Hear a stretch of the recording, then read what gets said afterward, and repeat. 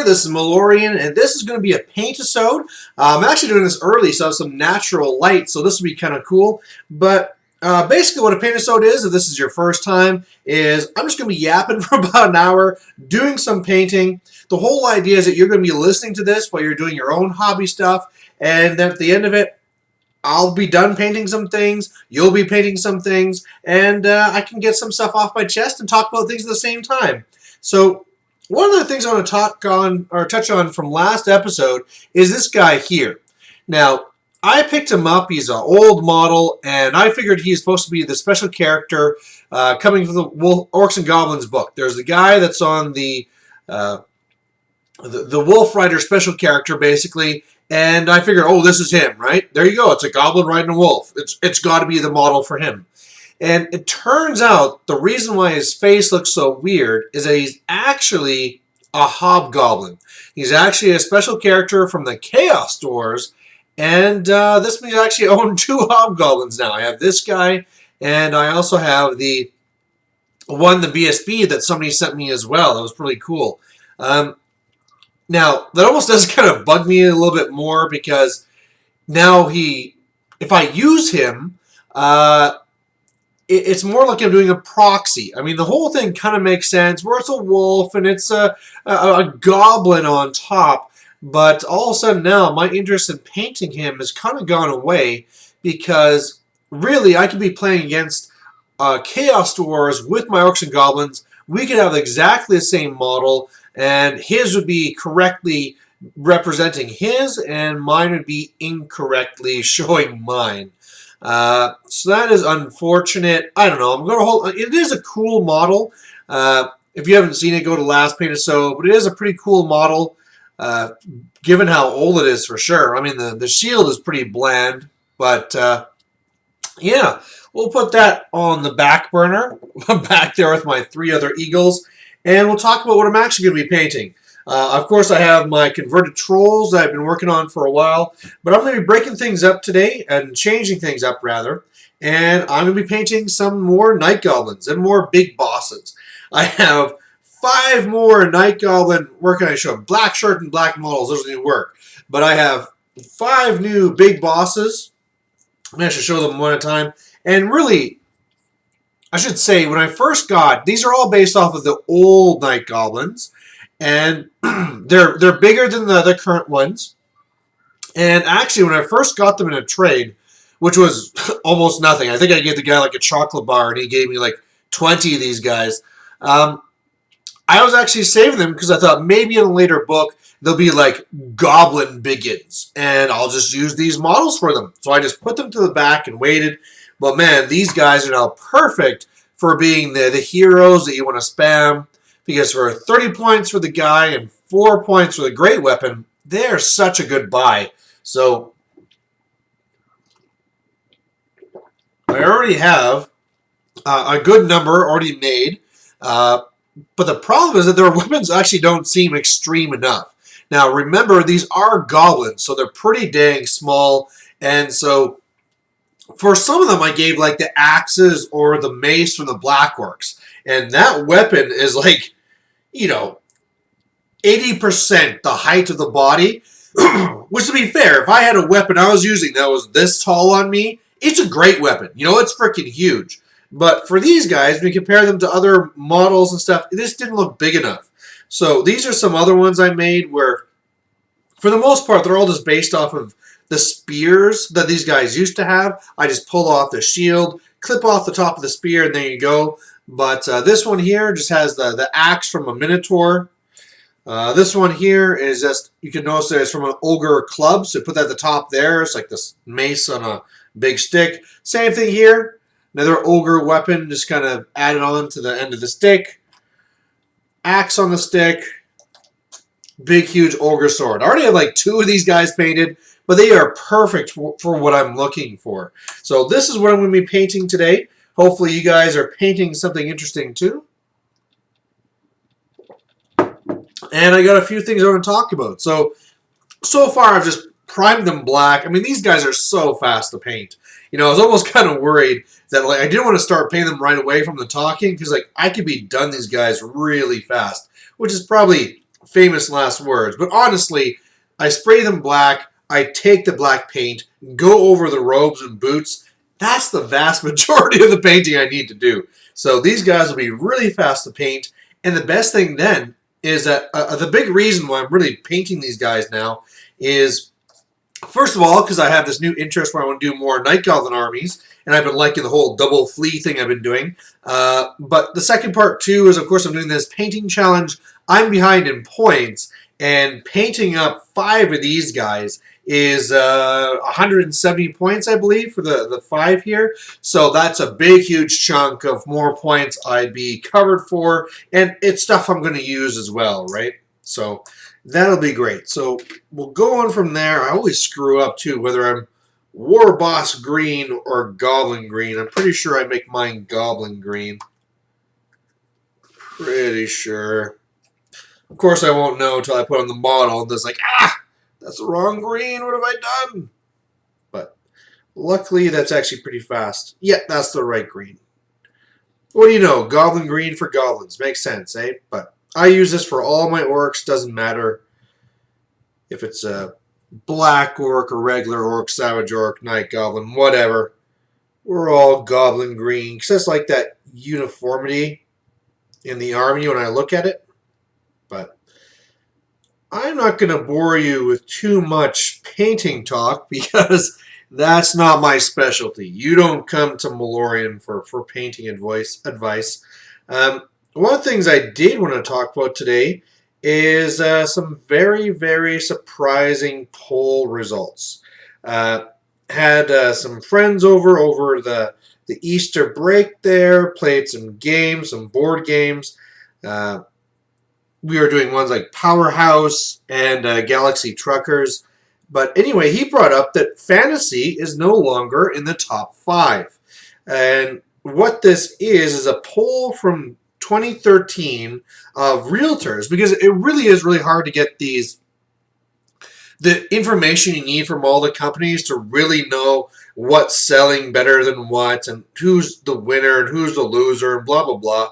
But in the fall of last year, they were able to pull together some results from realtors. And again, I couldn't find out where this is from. So whether this is just U.S., if this is just some small town in, middle of nowhere, I could not find that information as I tried digging through the link. And by the way, you can find this mentioned in several places. It's there on Bell Lost Souls for one, but the big thing there is I don't know where they drew this from, but either way, it kind of confirms in a way what I thought was happening, and in another way, some of it didn't really make complete sense, but let's just go over it. The number 1 tabletop miniatures game was 40K, and it's been like that for a long time. 40K is the dominant one right now. It's the one to beat. It's been like that for a long time. If you're planning to come into the market, you have to look at 40K and say, that's our target.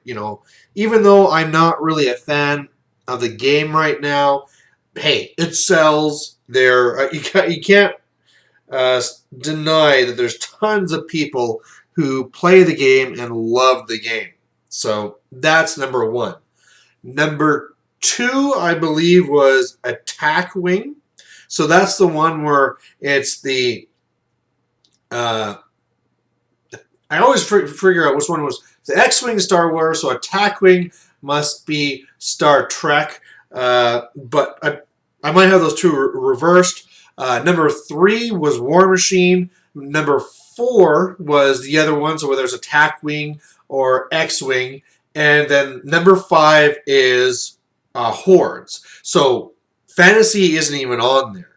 Now, one of the things that right away I can see really doesn't make sense on there is the fact that they broke up War Machine and Hordes, because even though technically they're separate, they play exactly the same. Like, they're designed to play together. There's a small little difference. Like, one, you have an army of dudes and robots. The other one, it's an army of dudes and beasts. But they're designed to play together. And they are played together, and a lot of times people just call them Warma Hordes because even though they have their separate rule books, 95% of the rules are exactly the same. It's just a small little thing that's different. So the fact that those are separate really, does two things. One, maybe that War Machine should have been up at second place as opposed to third.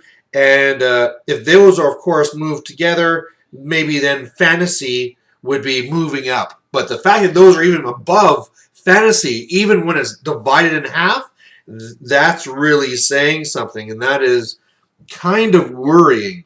As far as like the attack wing and the X wing, those two games as well are pretty much exactly the same, but those really should be separate because they are not designed to play with each other. They are, roughly the same type of idea, but they are still different enough that you can't play them at the same time.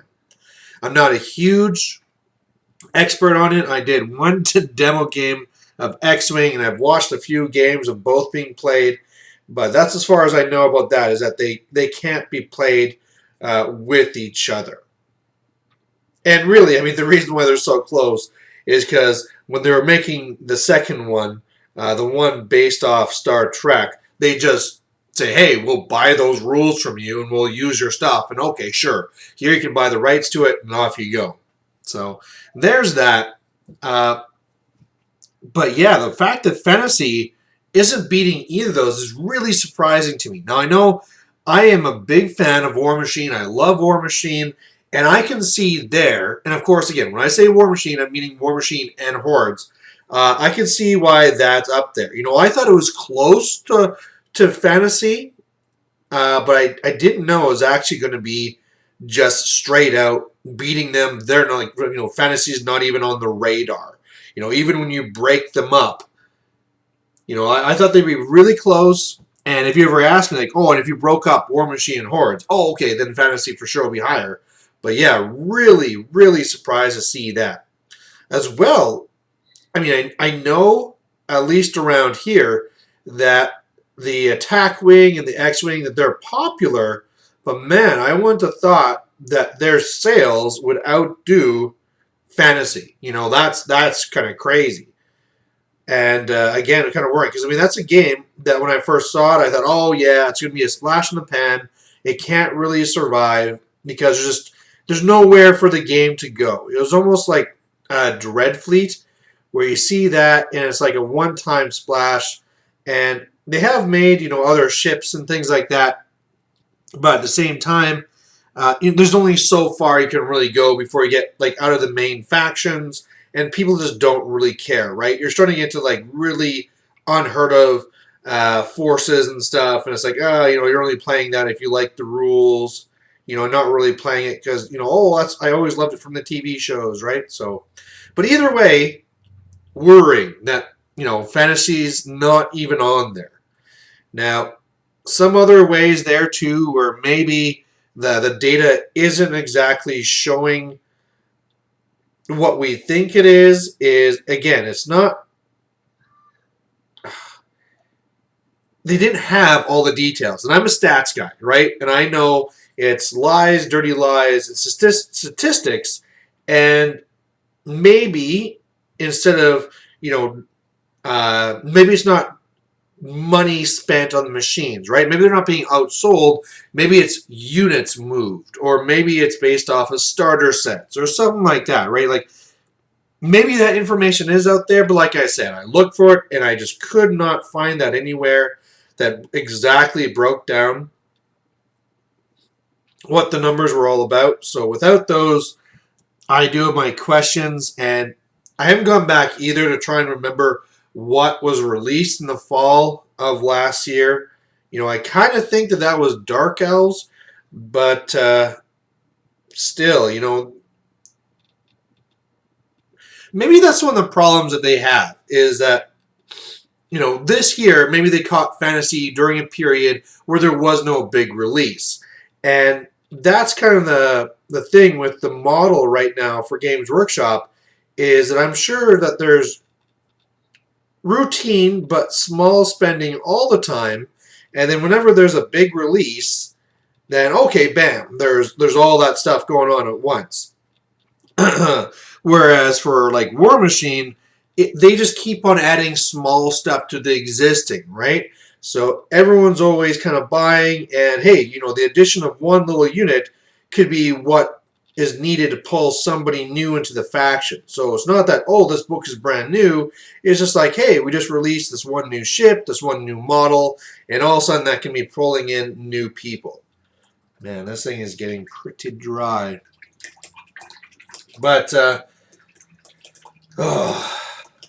I love fantasy. I really do love fantasy. But I thought one of the other things we could talk about here, too, is the reasons, and I already kind of started getting into it, is the reasons why some of these other models or games could be outselling fantasy. Now, I'm not going to get into the tactics because I can talk about that from my perspective. And I mean, I'm a guy that really loves gameplay and systems, and I believe that I'm a good reference for that. However, as soon as I start comparing 40K and fantasy and War Machine and blah, blah, blah, it just starts huge flame wars, and it's just not really worth it, right? Anyway, moving on. So I want to talk about some of the other stuff that could be bringing this on. Now, the first one, of course, the biggest one that I'm sure is the leader in why these ones are doing better is cost. If you want to start a new fantasy army, you better have hundreds, if not, over $1,000, because it can really cost you to get into the game. And one of the comparisons for cost is you look at War Machine, and they have their starter sets. They're $50, or even better yet, they have the ones where you get 2 armies for $100, which really just has 2 of the other starter sets in them, plus you get another unit, plus you get the rule book, all this stuff, and they're playable and ready to go, right? For point size, I believe those work out to be somewhere near 20 points, when normal games are around 35 to 50 when you really get up to the tournament level. But you compare that to fantasy, and I mean, if I buy a battalion, I can't play, right? Like, a battalion isn't a playable box. It's just not enough. Like, I can't remember what the current Orc and Goblin one is, but it's like, I got like 10 black orcs and then like a chariot and some spider riders and some goblins or whatever, but it's this small little force. It doesn't even have a character, so it's not even like a legal army. It'd be nice if it actually came with at least some character model or something like that. But the whole point is that out of the box, you cannot play that army. The rules aren't there. You still need to have the separate rule book and everything else. And whereas the other one, like for $100, you're getting 2 armies with all the rules. The rules there for the actual units are on cards. And you also have the main, like the big rule book, or like all the main rule book type thing. And it's just all there. So you can just grab them and play. One battalion is like 120, 150, depending where you're getting it and which one. But, they are a lot of money. And like I already said, they're not ready to play. And a lot of times, maybe if you got 2 battalions, then you have kind of like an okay army you can start playing around with. But again, there's going to be no characters in there. You still have to buy the army book. You still have to get... Well, okay, I guess the comparison I should be making is, say, like the Island of Blood or something like that. Because that actually does come with the small rule book. But again, the forces you're getting are not something that's really a playable army. It's just so small. I guess you do have characters there, but it's just not the same. The stuff you're getting on the other side, it's just not the same. The units are too small. It's just not there. You're looking at it again where maybe if you double up on those starter sets, then you'll be okay. But then you can start ending up with crazy things like, okay, now I got 2 Griffin Riders, and for the type of point size game this is, I can't even fit in a Griffin Rider anyway, so it's not even legally viable. And if you're not going crazy and you're running those Skaven guys as slaves, I mean that's almost no points you have in there. It's just not there. So from a cost point of view, it's so hard, to get somebody new into the game for fantasy, whereas you look at the other one, it's easy. And I guess I should also bring in the other ones, like Attack Wing, stuff like that. Those boxes, again, you don't need very many ships. The starter set has all you need in there, all ready to go. You don't need to buy separate books for the Empire. Like, there's no, like, army book for the Jedi or something like that. You just buy the box. It has the ships. Those ones are on cards as well, and you are ready to play. And with that as well, one of the things that Attack Wing has going for it is the fact that the models come pre-painted. And they're just literally take them out of the box, put them on the stand, and they are ready to go. So, it's just such a difference. Whereas, for these ones here, for fantasy and stuff like that, it's like I still have my Iron Drakes here because they take a while to put together and everything. Oh, it's just not the same there. And I guess too, one of the biggest differences. Okay, before we get to that difference, while we're talking about buying models and all the rest of it, the other one is just about the number of models you need for a game. So, whenever you're playing a game of Attack Wing, you could play a game with like 2 ships, right? You see the one where people take the now I'm gonna mess up the names, but Luke Skywalker and his X-wing and the Falcon or whatever going around, and it's like there's my army, boom. Of course, point size is really determine how many ships you need, but for the tournaments I've seen, some of them that's it, 2 ships, good to go. Let's go play. And so I mean, if you're talking about transport wise, oh, I got a tournament today. All right, I'll throw my 2 ships in my pocket. I'm good to go. For War Machine, there's a few more. A normal list, even at 50 points. So this is usually the highest you'll play. Tournaments usually range somewhere between 35 on the low side or 50, which is like the real competitive side that you see almost everyone play at. Even then, you're looking at maybe 50 models. And probably more common would be somewhere around the range of 25. Right? So really, if you're trying to transport that, it is so easy, right? You have these small, like baking sheet size trays that you just magnetize these guys to, and it's like, I'm good to go. Everything is right here. And, you compare that here to fantasy, and you look at unless you're playing like the Warriors of Chaos, which has like the Demon Prince and some chariots done, for the most part, you are looking at hundreds of models. And it's even gotten worse because you'll have your core where you have, like I said, hundreds of guys that you need to have for your core. And then meanwhile, you also have the big things. And that's where GW has been making amazing looking models. But man, they just need like a separate way of storing them. A good example is Skaven, right? Already, you need to have like the large case, at least one of them, or you're getting creative with the way that you're putting them in there, so you can bring all your rats. Once you start looking at needing to bring your Hell Pit and your Doom Wheel and maybe the Plague Furnace and the Bell, you need a separate big container just for your big things, especially if you're trying to keep them safe so that they're not going to chip and stuff. Like it takes up a lot of room, and it's ridiculous, right? Whenever I'm walking into a tournament with my War Machine, it's just this tiny little thing.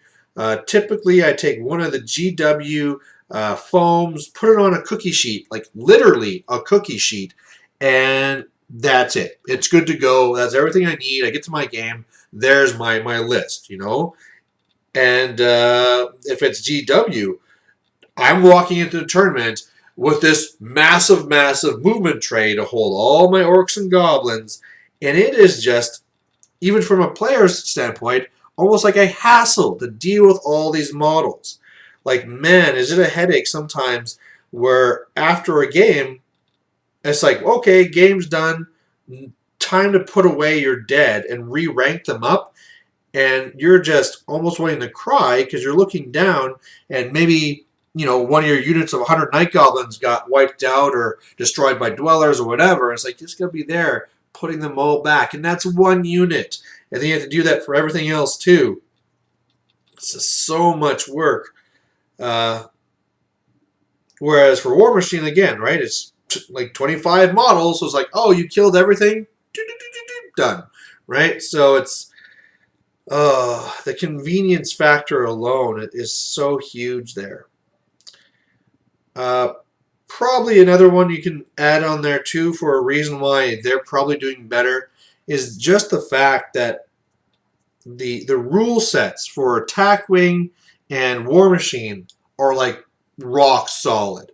Again, maybe I'm wrong, but for the Attack Wing side, I have heard nothing about like, oh, I'm not sure how this rule is supposed to interact with this rule. It says this here, and then it contradicts it here. Like, you just don't get that.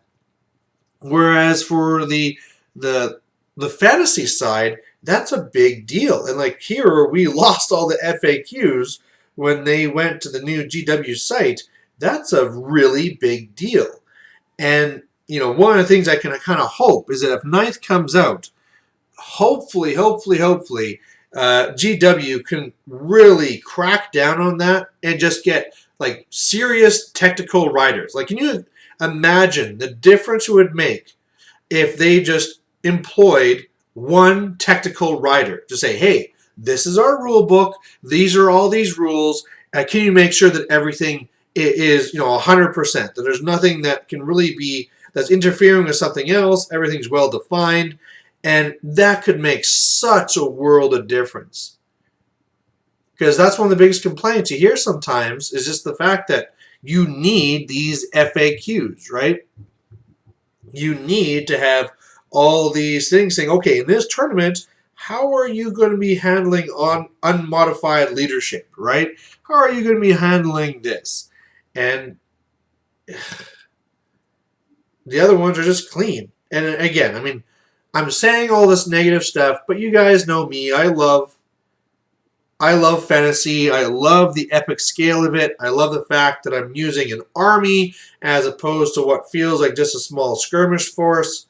But almost in that, like I said, is its undoing.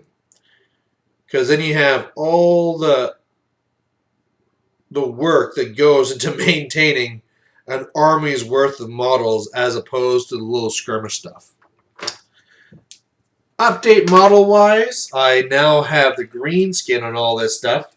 You know how I said I was going to be eating my words? Starting to think I'm not going to get all 5 of these done. Although, the green and the black, those are the 2 biggest colors. So maybe I'll make it. Maybe I'll have to draw it back. Maybe I'll just keep going until I have them all painted. We could do an hour and a half Paintisode, whatever. So, basically what this all sums up to is that I really hope that GW sees this and says, wow, we have to do something. However, I hope the something that they decide to do is not drop their models. I hope the something they decide to do is let's go for the tighter rule set, right? Let's focus on this. Let's find a rule set that works, play test the hell out of it so that we can release these rules and have them so that we don't really even need an FAQ, right? It just really works. And don't get me wrong. I mean, to be fair, is this hand upside down? Oh no! How did I do that? Alright, well that looks stupid. The hand that has the spear here is actually, I must have taken it from the other side, and so his thumb's in the bottom of his hand. Whatever, no one's going to ever see. Um, there is a errata for War Machine as well. However, it covers all the models, and it's only a few pages. And usually, for the most part, they are clarifications for things that are pretty obvious, or even they use them for erratas. So, I mean, there's this one caster that is probably a little bit too powerful. He works for Crix. He's known as Asphyxius. Gaspy is called sometimes too. And his powers are a little bit too strong. So they've used this just to errata him and say, you know what? This now works like this. Don't use this rule, use this rule. And, wouldn't it be nice if they just did that for GW2? Right? It just comes out. You know what, by the way? That War as a Chaos Demon Prince, it's not unbreakable anymore. It's unstable, so it's not going to break, but it's going to crumble and all the rest of it. So easy. It'd be really nice if they did stuff like that. But, man, I mean, so, yeah, I wish they look at this and they say, we need to tighten this up, make this a better game. Because for the most part, they've been doing that, right? I've been talking about that as they've been releasing the 8th edition rule books, that the books are more balanced than they have been in a very, very long time. So that's looking really good. They just need to now take it that next step. That now that we have all the units being well balanced, let's get these rules figured out, right? Define rules and stay to them, right? The whole thing where things are flaming. Make sure you're being smart. Like, sure, I mean, man, I don't know if you guys remember this, but there used to be an age where you had to kind of just not be an idiot for Warhammer and say, oh, the flame cannon, yes, that has the flaming rule because it's fire. It's pretty obvious. But then all of a sudden they started defining things, and because they didn't go back and correct it for a very long time, the flame cannon actually didn't have the flaming rule because it did not state that it had that rule. So they really need to go back, get all these definitions down, and then make sure that they're everywhere that they need to be. And I can't stress enough how easy it would for them to do this, right?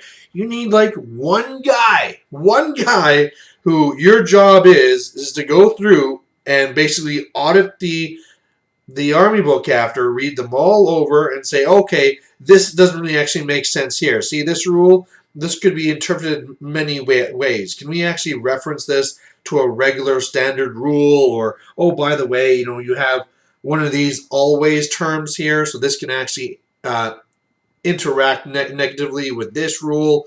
It'd just be nice if they could do that. And then I bet you'd be pulling a lot of players back to fantasy. I know a lot of people that are very high competitive-wise fantasy and 40K players where that's the reason why they went to War Machine, or they went to Dystopian Wars, or they went to Attack Wing, or whatever, is because they were just tired of the rules problems. So anyway, I've probably talked enough about that. One of the things I've also been wondering from my side too is, now that I am doing so much more with War Machine, whether it'd be wise or not to scale back some of my fantasy. Like I've had to scale back some of my tournaments as well because of how I'm just still not back where my family is. So I really have to reduce the number of tournaments I go to and blah, blah, blah. Like I said, I'm really excited for Brawlers, but unfortunately this is probably going to be my last Brawlers because it's just a lot of time away from my family, and especially even when I get to move back, it's a big expense, right? So unfortunately this is probably going to be my last time there. So I have to really make sure I kick his butt, and Once Bitten's butt. But, yeah. Anyway, the way that it all started was the whole idea where maybe I should be parting with some of the armies I almost never play. So maybe my Bretonnians, right? Bretonnians are not painted. maybe it's time for them to go, right? I could find them a happy home. I don't need, tons of money back or anything, but just to kind of like get them out of the way. Because even a thing for space, in my house right now, where I have my fantasy stuff, like it was really helped to get all my 40K stuff gone. So if I just sold some of the armies I almost never play, and so pretty much the ones that I'm kind of wondering about right now, like I said, were the Bretonians, because they're not painted.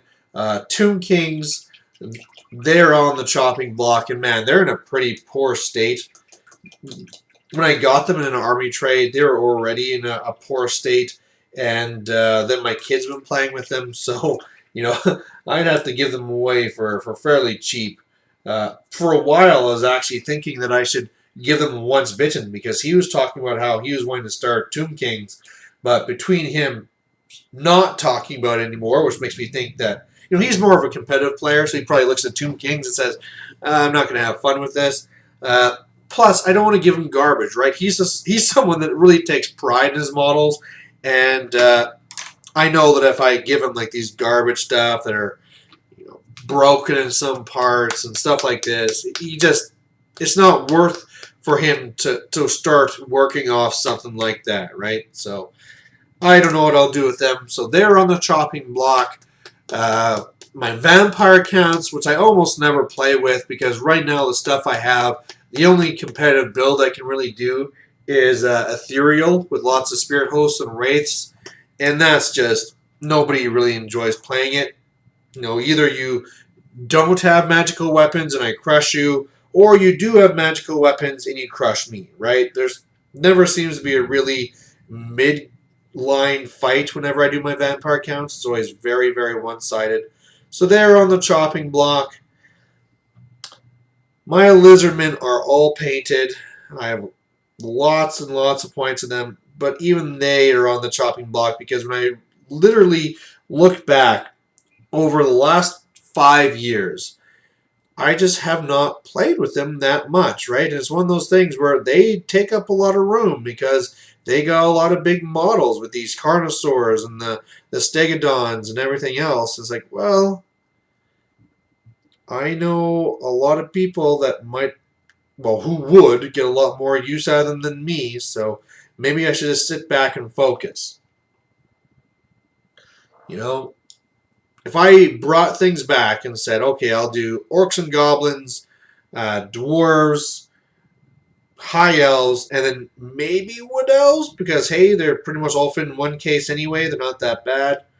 But then again, we're going to have to see what this new book brings. I have a bad feeling that even though that this new book is going to do a lot for wood elves, and by the way, if you haven't seen, the pictures were already leaked out today, so by the time you see this yesterday, where you get to see the new tree man and stuff like that, they look pretty awesome. There's this new tree man special character, and he's pretty badass and stuff. A lot of points, a lot of points, but looks amazing. So anyway, with this coming out, what happened when the vampires came out is, whereas before I had a competitive army and I was ready to go at any time, all of a sudden I don't have all the new stuff. I don't have Hexrace, I don't have Cryptors, I don't have the Terrorgeist, and it's like, well, I can't really play them competitively because all I have is a bajillion ghouls and they just die in 8th. So, and I didn't, I could spend the money to updating them, but it's like, hey, what would I rather spend money on, right? Money making my vampire counts better, or would it be better spending that somewhere else? And it's always going somewhere else. So hopefully my wood elves are still at least semi-competitive with what I have after it's updated. If it's not, what can I do, right? At that point, it'll probably be in the chopping block as well. Because why keep them around just so I can kind of...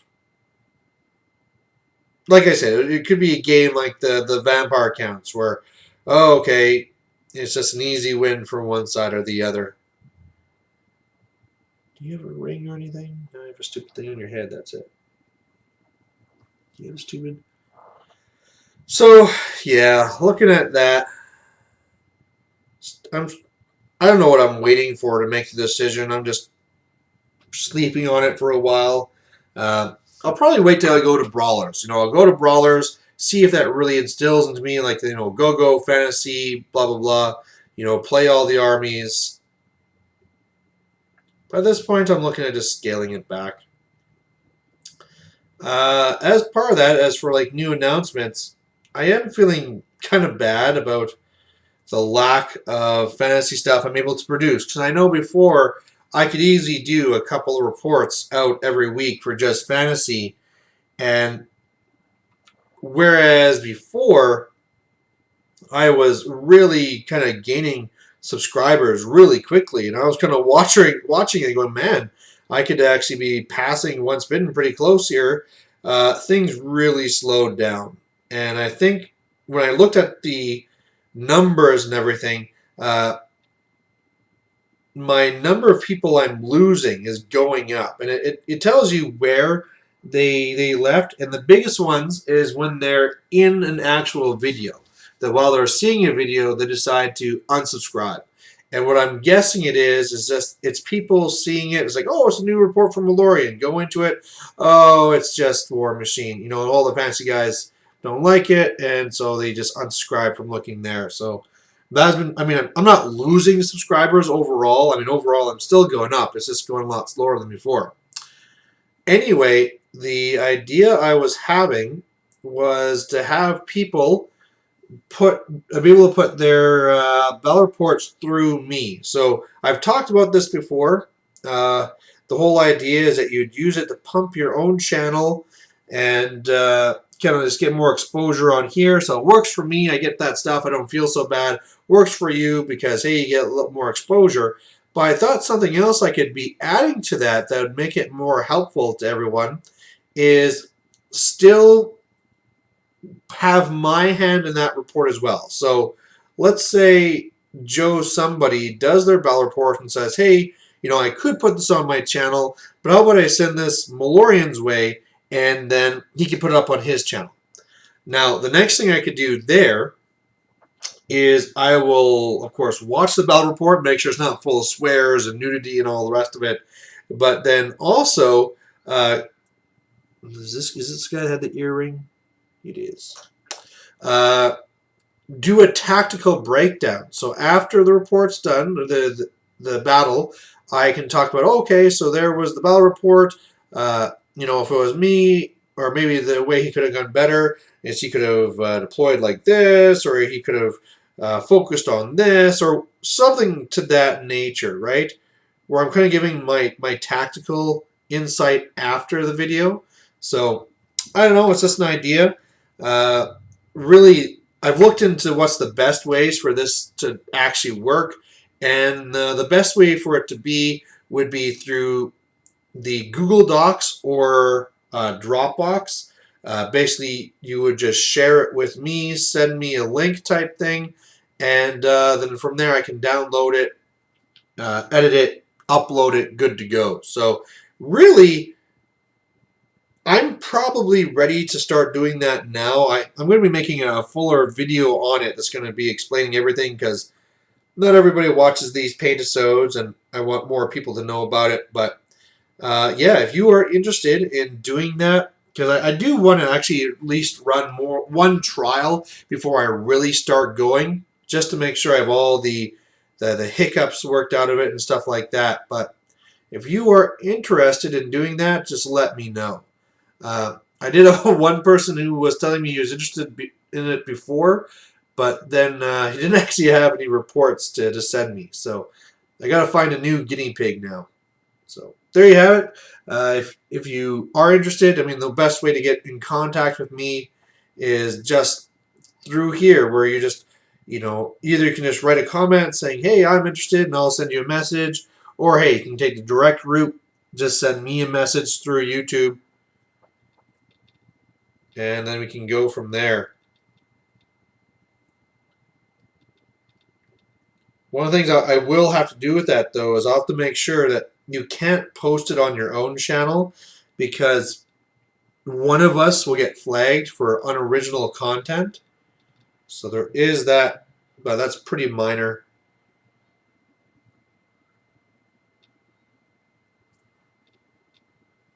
These guys are coming along.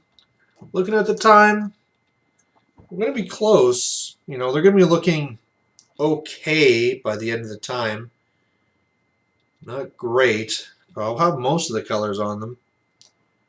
That's a nice thing again about night goblins. They're pretty much just black and green, you know. Big black cloak, a little bit of green on them. One of the things I've been really liking that I'm wondering if I'm liking too much is that whole idea where I can jettison my Night Goblin characters from the units, set up the double fleas, and basically it's like, hey, you have that unit there, you want to get in combat? No, it's not going nowhere. You're just going to sit right there. And to me, I mean, it's a great tactical option, and I think it's great. It lets me do a lot more things and control the board. But at the same time, I'm thinking that my opponents, if I push that envelope too far, because really, if I wanted to, I've done a video on this before talking about it, I could say you are never going to charge the entire game. Because I just have a series of guys, 6 normally, or just 4 needed if it's with Skarsnik. And I just have this whole series where flee, rally, go back in the unit, flee, rally, go back in the unit, and just cycle through the guys so that you never get the charge. And, you know, of course, there's ways around it. You can always just stop and shoot the guys in front, or, you know, instead of having one super unit, go with multiple units, so I just can't do that to everything. Or if you're just a ranged army, then, like, okay, you don't care. There's going to dwellers mean from across the table anyway. But, I don't know, it's just one of those... I'm going to call it a gem, a little gem in the fantasy where it just seems like that little extra tactical thing you can do, right? Sometimes people who don't really play fantasy mock it and say, all you do is just take your bricks and push it forward. And sometimes it's like that, but it's always these little smaller interactions that are always the big thing, right? That's going to really determine who the higher level player is.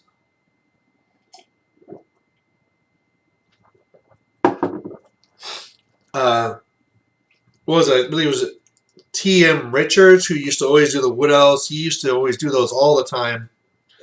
And he would post that, you know, his opponents would get rather bothered by it and blah, blah, blah. And, I mean, I can see why, right? If I'm playing against a Wood Elf player with my Orcs and Goblins, and all I want to do is, you know, I've been shot at the whole time, and I just want to get in there and try and kill these bloody archers, and I can't, because he just jettisons a couple of heroes, and then just double flees over the unit and shoots me some more, right? It's like, come on, this is ridiculous, but sometimes you gotta look at it from both sides, right? It's not really fun either for the Wood Elf player just to stand there and watch you walk up and kill him. I really am looking forward to seeing what the new Wood Elves can do. It's going to be hard for GW to try and find a way to keep it so that they have their uniqueness where they're very mobile and shooty and sneaky, but at the same time can compete. Because unfortunately, a lot of times you have to hold objectives, and if you can't, you know, if you don't have something that can fight in a building and hold its ground, sorry, you just can't compete. So they're going to have to do something there. Man, that upside down hand just looks ridiculous. That is really stupid. Oh, I can't believe I did that. Here I pride myself on being like a fairly okay converter, but this is just horrendous. If I had a converter card, it would just be taken away for what I did here. I should do that stone first. So there's that part. Still have not made my list for brawlers. I don't. Right now, I'm just really keen into making lists for War Machine. But I think it's just a thing where I've been playing Orcs and Goblins for so long that, you know, I've done all the builds, right? I know what's the strong one to do if I just want to do the Brothers, kick your face in. And I don't want to just take the same list as last time, right? I mean, I took my Trolls, my Savage Orc Biggins, my Black Orcs, and I had my War Machines, and blah, blah, blah. Let's go up and kill stuff. But at the same time, it'd be nice just to have something else in there that's different, that's going to do well in different ways. I don't know. You know, and I've done the Night Goblin thing. I've done the Troll thing.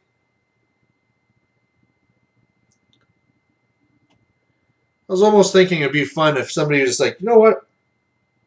If you're going and you have an extra army, just let me know. And you build me an army, and I'll just use that, right? That'll probably be a lot more fun. I've never done that myself, but I've always really respected those who have done that themselves, where they go to an event and they each make a list, but then they swap when they get to the tournament. And so it's like, all right, you gotta use this list, and I'll use your list, and let's see how that goes. And, you know, my brother's done that sometimes because he just does not have a painted army that's big enough. So he would just borrow one of my armies. And it's, you know, of course there's a little bit of, you're going to be at a disadvantage naturally because it's an army you're not used to. And you're probably forgetting rules and you're messing things up and blah, blah, blah. But just the fun of walking into an event and having something that's just totally different. You can't force it. I was at one tournament where they forced that, where for one of the games of the tournament, you just straight up swapped armies.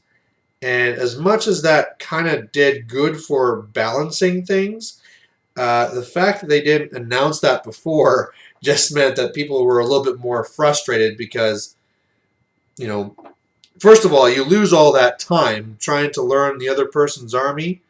And then, secondly, you have to worry about this other person breaking your models and stuff like that too, right? So we had a few cases where some models were broken, and then who's really at fault, right? Was it the guy clumsy, or is it the TO's fault for this crazy scenario? But if you have two people where they're understanding, saying, okay, we're going to do this. I know where you live. If you break my stuff, I'm going to break your teeth. If I break your stuff, you're going to break my teeth. Let's just have fun, right? I think that could work out really well. Yeah, smash you with stone. Bam.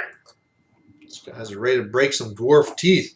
By the way, part of the reason why I'm painting these guys up is that on Wednesday here, I have a buddy who's coming up, and he was wanting to, this actually fits in perfectly here, he was wanting to have a game. Now the problem is that whenever he comes up here, he's flying up, he doesn't want to transfer all the stuff. Like one of his biggest armies is Bretonnians, the other one is Vampire Counts, and those aren't always the easiest to transport.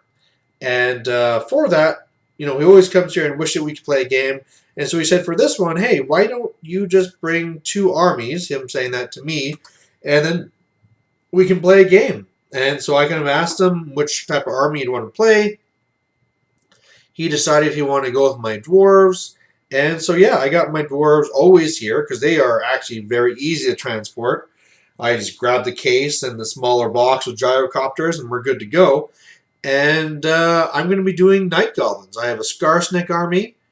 And it's more balanced. You know, of course I could be making things mean, especially since I know I'm up against dwarves. I could really build my list to beat dwarves, but that's not the point here, right? He's more of a for fun player. You know, he'll kick your teeth in if you're not being smart, but you know, he'd rather play a fun game than a win-at-all-cost game for sure. So, yeah, that's going to be interesting. What do I have in there? I have Skarsnik. I have both of my giant cave squigs. I have 6 bosses with great weapons. And this is where I think I didn't, like I said, I didn't want to use the ones like the little maces because they're not quite great weapons. So that's why I'm painting up these guys here. But then I also have my Night Goblin BSB, 86 Night Goblins with spears, 50 with bows, another 50 with spears. All of them have nets. The two of them, the horde, the big horde and the short bows, they have 2 fanatics each. Then I have a squig horde that has 30 squigs and 10 handlers. And then what else do I have? Then my war machine battery, the 2 rock lavas and the 2 doom divers. So there's my list. It's 2250, and hopefully it's going to make for an interesting game. I know he was really keen on using gyrocopters and gyro bombers, and so of course, units like mine were small models, so you're hitting more than normal, and I have no armor, so you're just slaughtering my guys with low toughness, low armor. I'm going to lose a lot of guys, but I have my tricks too. My war machines can try shooting them down while they're on their way in. Uh, I have fanatics that can release if they get too close. And maybe, you can take down a gyrocopter with a fanatic, that's for sure. So that might be the way out there. The only magic I have is Scarsnick spell, and also I have on one of my cave squigs the fireball ring. So maybe that can help take down a gyrocopter. But at the same time, for his war machines, because he's dwarves, he's clearly going to take war machines somewhere. I don't have any big monsters or anything to shoot, so he's probably going to be shooting at my cave squigs. They're probably not going to live long, or he's going to be targeting my war machines. The better play probably is, of course, the war machines. But yeah, we'll see what happens there. You're not dry yet. But yeah, it should be lots of fun again. I hope we're not going to get a bad mission for it too. Like if we get Watchtower, my list is not really designed to deal with Watchtower very well. I guess I could. The first couple of turns, I could shoot it with war machines, try and kill some of those more elite dwarves, and then send in the squigs after, right? Problem is that if my squigs don't get in there before his gyrocopters and stuff get to them, my squigs will just disappear, literally, because he just has to kill the 10 handlers and the unit explodes. So, yeah, that could be really, really bad. And I believe, too, that since it's a template, you could actually just fly to the back and just flame the actual handlers, and they would have to take the hits. I think that's how it works. Normally, if you shoot, it's only on a 5+ you hit the handlers, but I'm pretty sure templates, they just hit what they hit. So if he's keen on that strategy, that could really kill my squigs really quick. And that could be sad times. These guys are coming along pretty good. I'm just right now painting the leather straps. Unfortunately, this brush is dying, and there's one little rogue hair that's sticking out that's randomly painting things I don't want it to. So I'm having dots all over the place. I'm going to have to go back and fix. Sometimes that actually works out for me, because if you're painting and you're trying to get something that's on top of something else, you'll try and be super careful and try to make sure that you're not going to need to go back. But then when you do screw up, it's like, whatever, I have to come back after anyway. So like these guys have a belt that goes around their waist, and it's actually rather difficult to try and get that without getting the rest of their robe. But you know what? Once I know I have to go back and touch up the black anyway, whatever. Ring done. And we'll just come back to this anyway. So that's pretty much what I'm doing now. Like I said, I bet you this belt alone would take a guy like Once Bitten or Kieran Dunleavy like an hour just to get the highlights on the belt. For me, done. That's all I care about. I just want these guys painted and on the battlefield so they can kill some dwarves. Is that so bad? Am I asking for too much? I don't think so. So looking at it, for those who are remembering, I was kind of wondering if I should have been taking my Bretts to brawlers because Anthony is taking them. It seems 100% for sure, and Once Bitten was playing with the idea, but now talking to him and seeing what he's playing, I'm pretty sure that's out. That he's going to be taking his warriors there. Was going to be neat to see the competition to see who could actually win, like the best in race. It would have been pretty bad if if myself, Once Bitten, and Anthony from the Sustainable Center, if we were all to go to brawlers, and then none of us went best in race, you might want to unsubscribe from our channels. Because we're probably not giving out the right information if we're all... Figure out who won that and then, follow their channel. Alright, that's good. So I just have to do you... Oh, I didn't do the rope. I forgot the rope. I don't know why I bother with the ropes. It's one of those details where if I don't do the rope around the waist, I feel like I haven't done it just or do painting. But the thing is that once you go through, it's such a small thing, and once you put on the dark wash, you just don't see it. So for the most part, I am just wasting my time there. But and it looks like we are pretty much at the hour here. I'm going to keep going. I could do my whole thing like, oh, I'll just finish 2 and then I'll put it up, but these guys really won't take me... Okay, let's be honest. They could take me another hour. I could be taking twice as long as I first estimated, but probably not. At this point here, we have most of the details on. After this, I'm needing to do the white for the teeth and the fingernails. There's another detail I bet you most people don't even bother with. My eyes, the way I do Orc and Goblin eyes, are just plain red. There's no pupil or anything, so eyes will be fast. Then it's just going back and doing those touch-ups I was talking about, and I'm pretty much done. So hopefully it won't take super long, and if it does, you'll hear me talk for more, so you might not care either.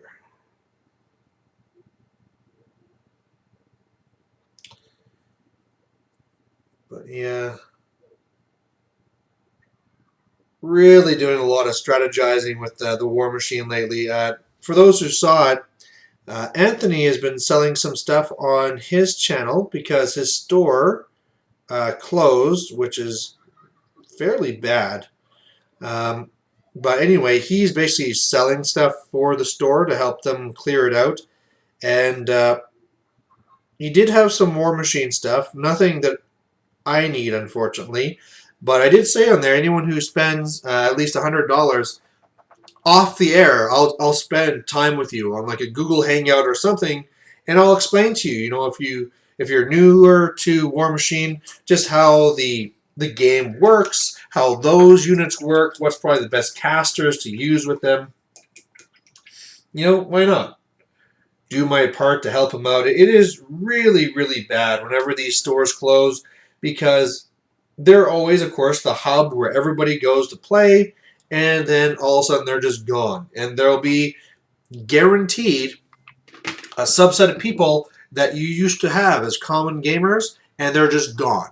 Because they'll grab a couple of their friends, they'll start playing their basement, and you'll just never see them again. Not even at like tournaments. Because if somebody does run a tournament, how they learn about it, right? It's almost like pull back into their own little group, and then that's it. Let's do the eyes first. So that's really bad. I really hope that there's going to be another store that's somewhat close to him. Maybe another one might open somewhere, but it's going to be tough for trying to get games in when there's no store.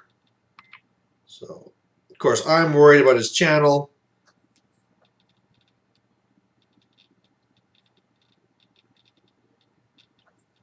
I'm always worried about everyone's channel. I'm like a little mother hen that way. If I see that you haven't posted anything for a while, I get worried for you.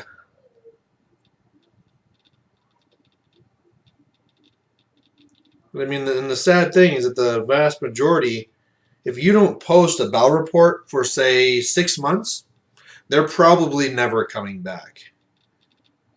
And, I've in the past, I've touched on some of the ones where I was following before, and it just really is too bad because they had great channels, they did a good job doing the battle report, but then for whatever reasons, personal, blah blah blah, they just disappear. So now I'm always at this point where I'm always looking for the warning signs, right? Oh, he's having a kid. Oh no. Oh, he's getting a new job. Or a big one, big flag, store closed. That is really bad. But luckily, he has a lot of subscribers, so he should hopefully be getting a lot of support for that. I mean, for some of the other guys, if you're making battle reports and you have like 100 subscribers or less or whatever, like you're fairly new, and no, okay, you can even been making battle reports for a couple of years or something, but it takes a long time in the beginning to really build up those subscribers, right? Like my wife on her channel for scrapbooking, I think she was telling me a while ago, like, oh, I'm at 50 subscribers, and I probably pick up 50 subscribers in at least a month. But to her, it's like, oh, this is really big. And that's because it takes so long at the beginning to get your name out there and for people to actually know your channel's there. And then the word can spread. So for these other guys who have fewer people that are actually watching their stuff, they don't have that support system. So if they leave for a while and don't do any battle reports or anything like that, they just stop because they think, is it really worth it to go back? It does take all this time. Maybe I could just spend that time playing with my new kid or spend that time painting up more models or whatever, right? And so I always have to laugh because it looks so bad. When it's at this point here where you can't even really see it, but when I have just like for the dots for the eyes, like red, teeth. It's smeared all over. This looks like some little child did this, but nope, it's Malorian. Anyway, getting back to Anthony there, since he has more, damn it, cut the hood, more subscribers, he should have that support there. And I'm saying it right now. If you notice that his reports just start becoming pretty infrequent, send him a message. Just say, hey, man, where's the reports at? Any more reports coming? And don't worry about like, oh, I might be bugging him or something like that, because really, if someone's going to officially pull out and they have a following like that, they'll do a video on it. Eventually you get bothered enough that you'll make a video. Or they just never go back onto it, or they close their channel. So as long as his channel is there, and that's probably why that getting back to TM Richards, that's probably why he actually closed his account. Is this because he didn't want the people saying, where's the reports at? But hey, it's better that he closes his accounts than just that waiting, right? And is he ever going to come back? I don't know. Just support him. And I mean, like, best case scenario, they start making reports again. Worst case scenario, they close their channel and nothing's really lost, right? Because at that point, everyone's really seen the videos. It's almost better if they don't get any more fans, because it'd be better if those people were seeing reports of other people who were more active and supporting them instead. So, let's see. For fantasy ones that are more recent who haven't done anything for a while, Luke Davis. He is slowing down again. So, there's my shout out. Go to Luke Davis's channel and say, hey, where are those battle reports? Because he's one of those ones where it always seems like it's on the verge, right? He won't post a battle report for a while, and then boom, he'll do like a couple really fast. And then there'll be that quiet time again, and there'll be nothing. And then boop. And I don't know if it's because, maybe it's because of us that we're kind of like saving the day. He's almost ready to give up on it, and then we say, please come back, where's our battle reports? And when you feel appreciated, of course, you're going to go and do more. So, one of the things I was also comparing again, and I think I've mentioned this a couple of times, is just the fact of how small we are compared to other stuff. We really do need to support each other. I look at some of the other channels, say for like they cover board games or 40K or, not even just warm, like video games, stuff like that. And they can have, millions of viewers type thing, right? And for us, I mean, I'm not even at 5,000 yet. I'm one of the bigger channels, right? So it's really important that we support each other, help each other out. Because we're the ones who are going to be reaping the benefits in the end, right? That's really the biggest thing I'm trying to do here with my Around the World in 12 games, is just trying to get that going again, right? Getting more people out there, letting people get their name out. And I was glad to see, like, I've mentioned before, I'm pretty sure this is what got Kieran Dunleavy to do Bell Reports, right? He was thinking about it, and then we did this, and now he's done one for every month, I'm pretty sure it was. So, all right. So at this point, everything has been painted on these guys. I just need to clean up now. So by that I mean, if I did the red eye and he has red on his cheeks, make sure that's off. If I got white on the lips, make sure that's cleaned up. Anywhere where I dotted onto his robe. So this step actually goes fairly fast. So the end is in sight. Hey, I actually did this guy fairly well. And as always, whatever you guys were painting yourselves, let me know, right? I love hearing about that. People say, hey, I was working on these brats, I was working on these guys. Let me know. I know sometimes it's not going to be very much because, hey, if it's an hour show, I've already shown how little I can do over the period of an hour, and I paint faster than some, right? Because I don't have those, I'm not doing all the washes and highlights and stuff like that. So even if it was just a thing like, oh, it was Sheeb saying, oh, I'm just working on the Dark Elf Dragon, right? Just good to hear what you're working on. And then if you ever want to showcase your stuff, usually around Wednesday, that's when the guys from Warhammer Weekly are doing their shout out saying, hey, send us pictures. If you're working on something, let us know. And then they cover it on their channel. So everyone can see what you're working on, and they give you tips too, right? So if it looks like, oh, it looks like something else needs a wash here or something like that, they'll help you out with that too.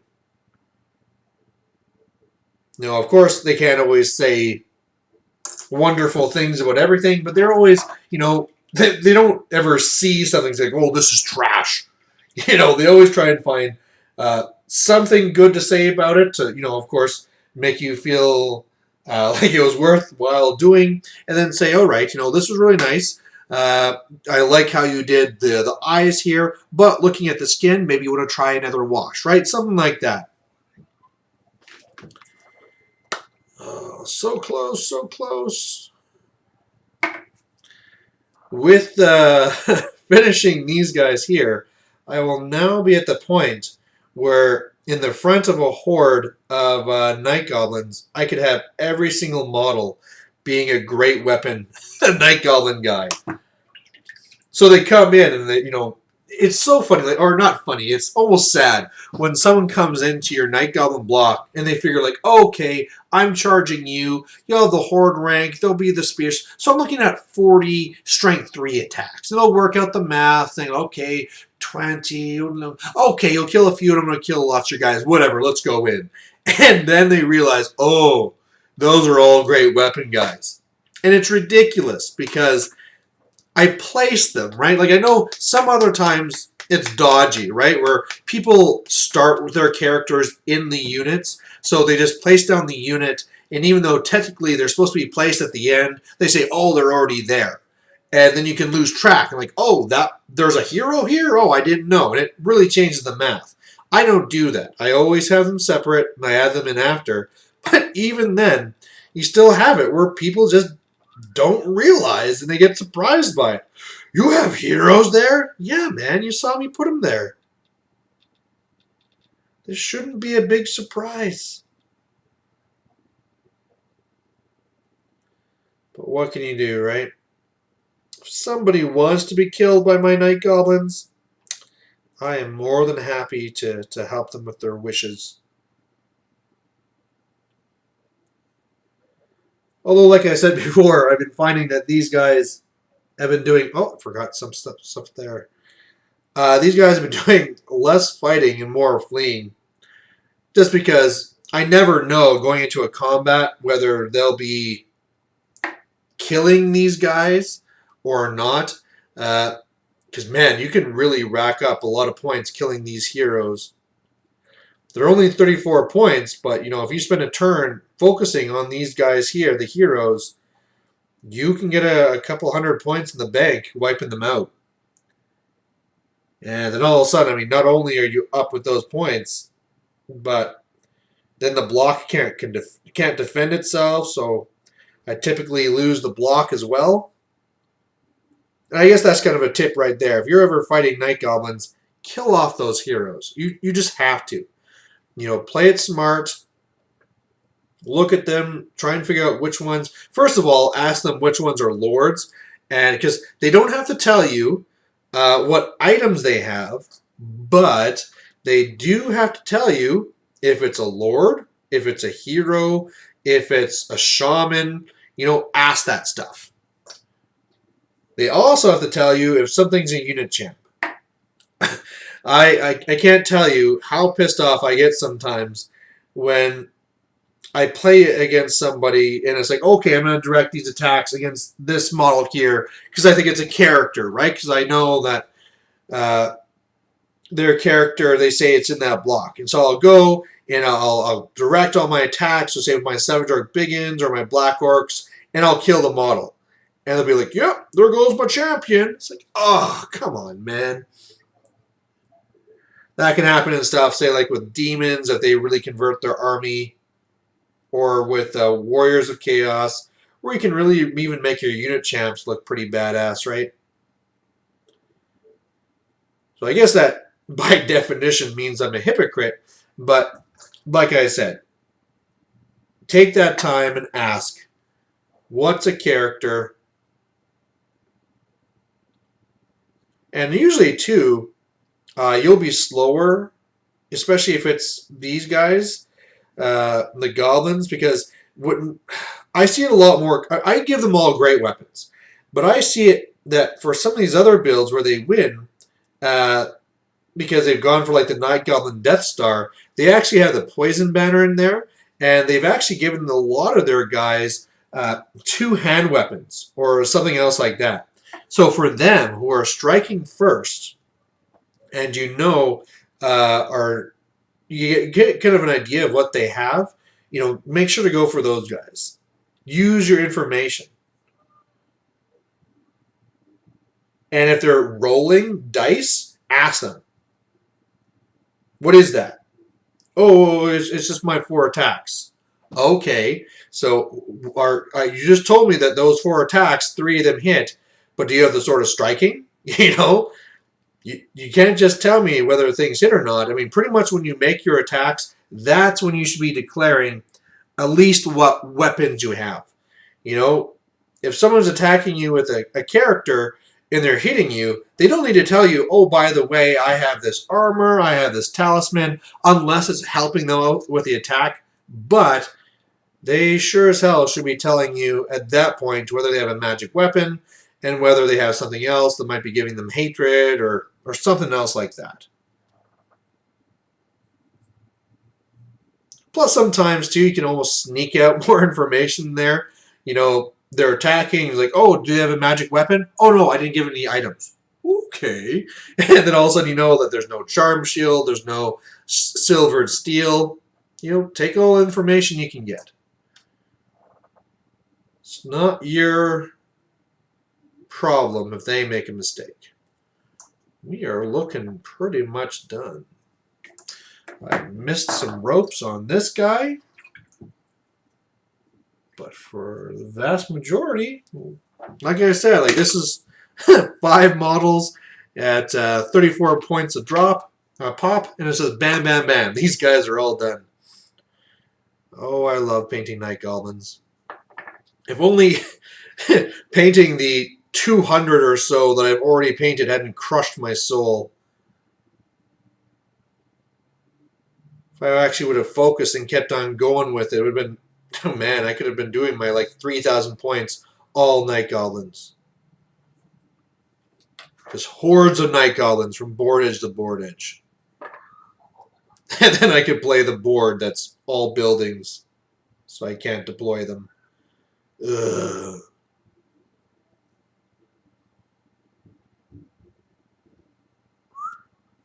So close. So, something else I can be talking about here as well with the fantasies is I'm not certain right now whether I should be focusing on more siege. Now, this is for those who are watching. I'd love to have your opinion on this because I looked at my castle this weekend and I knew before I'd planned on painting it so I could really get, really enjoy those siege games. But the problem is that it didn't really seem like anyone was really loving the siege stuff, right?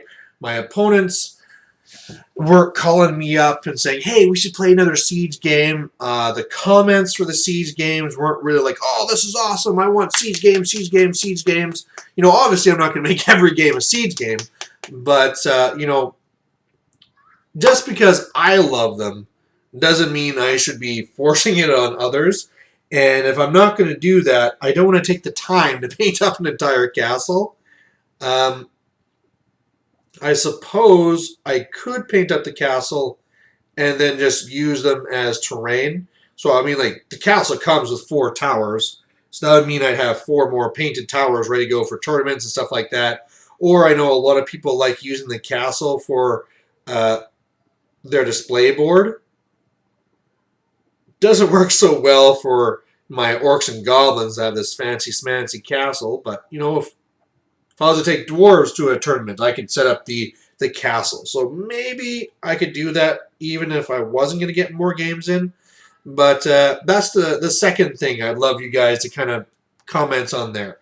Please tell me what you were working on while I was painting this. And second one, just let me know what you think about Siege, right? Are you actually interested to play another game?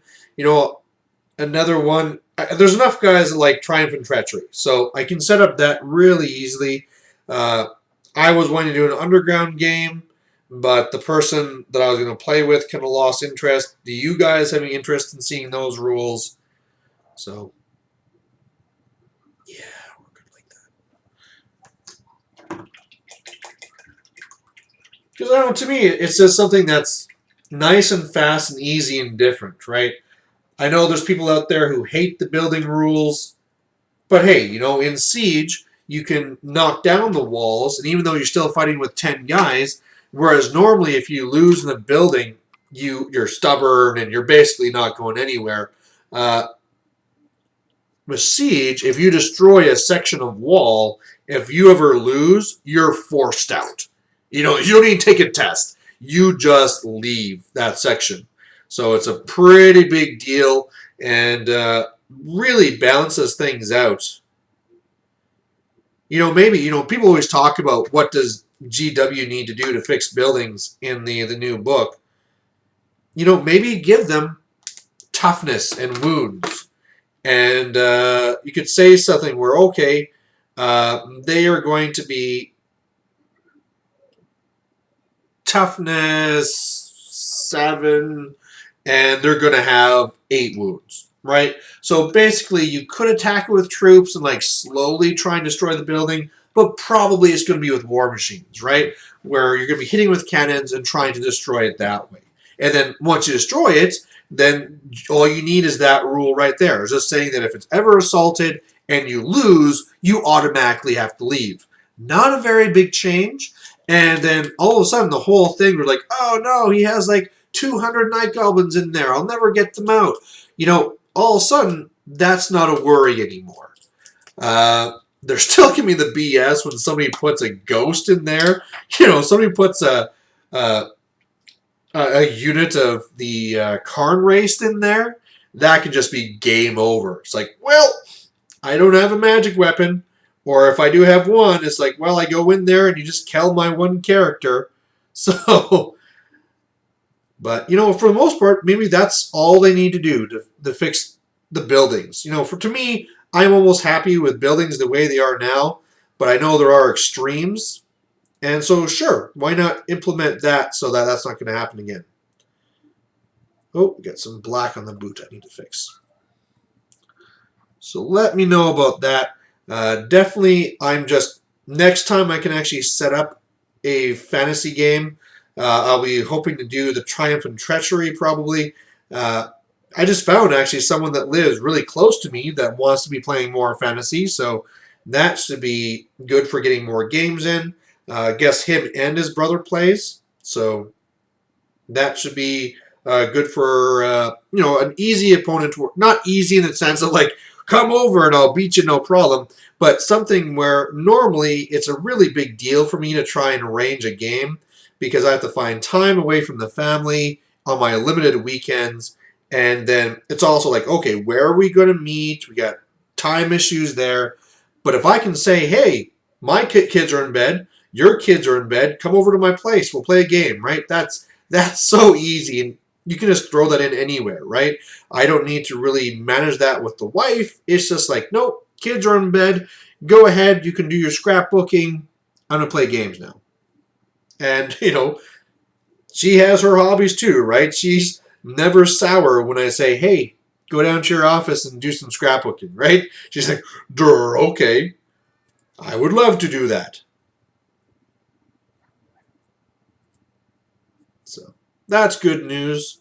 By the way, that was the ogre player I played a while ago. I guess he actually has quite a few armies. So that'd be good. He actually wants to play against my undead,